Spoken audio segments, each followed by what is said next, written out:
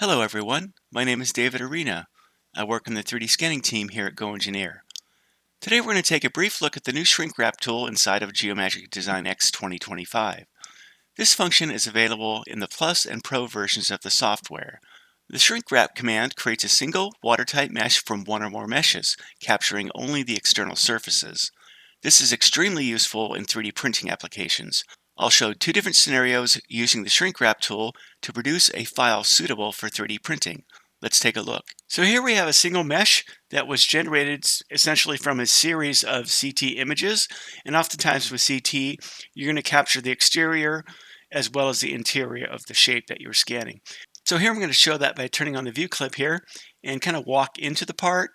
And you can see that the data was collected on the inside of this vertebrae as well as the exterior shape.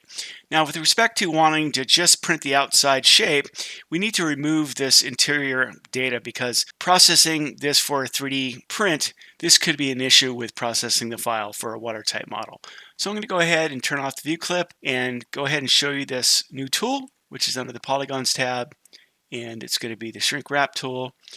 And I'm going to pick this as the target, and I'm going to leave everything else by default, so 0.1 millimeter deviation. I'm going to leave the triangles, basically the maximum triangle count, the same. I am going to say keep original data because I may want to keep that in case I do want to reprocess this again with different settings. So I'm going to go ahead and say OK. Let this process, and now we have our new vertebrae file.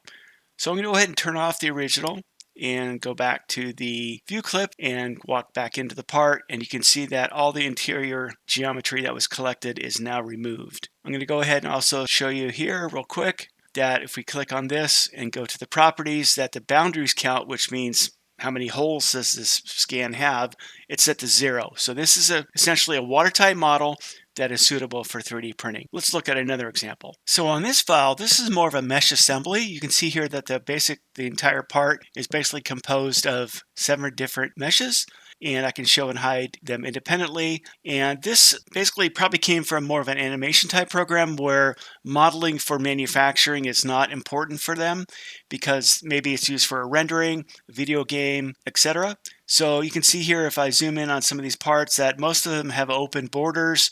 Again, for manufacturing purposes, that's not desirable. And as well as 3D printing purposes, if I turn all these back on and go to another view clip here, you can see that basically these pieces individually, when they're put together, they kind of intersect each other, things like that. So for 3D printing purposes, that's going to be not desirable for processing because the software that does process this for 3D printing is probably going to have a hard time trying to solve this information. So again, this is kind of going back to this new shrink wrap tool that's very useful for making multiple meshes into a single 3D watertight model. So again, I'll go back to the Polygons tab and go back to shrink wrap. And this time I'll say targets will be all the meshes. And I'm going to say we're going to go ahead and leave the max deviation on. I'm going to go ahead and crank this up a bit. Not that if I type in like 1,000,000 triangles here, that doesn't mean we're going to get 1,000,000. It just means that's going to max out there. And also there's this other function here. I'm going to click on this option of allowing a tight fit. It's going to take a little longer to process, but it's going to allow for a little bit of a tighter fit, make it a little bit more accurate for 3D printing. So I'm going to go ahead and run this command. And once it's finished, we can go ahead and turn off all the meshes except for the new one, the shrink wrapped one. And again, you can see here, I'm going to go ahead and turn on the view clip and show you what it looks like internally. And you can see here that basically, again, all those exterior surfaces were trimmed together to create a single watertight mesh. And again, just to check the boundaries here, I'm going to go ahead and click on this result. And boundary count is 0. Again, this is suitable for 3D printing. Thank you for watching this video. Bye-bye for now.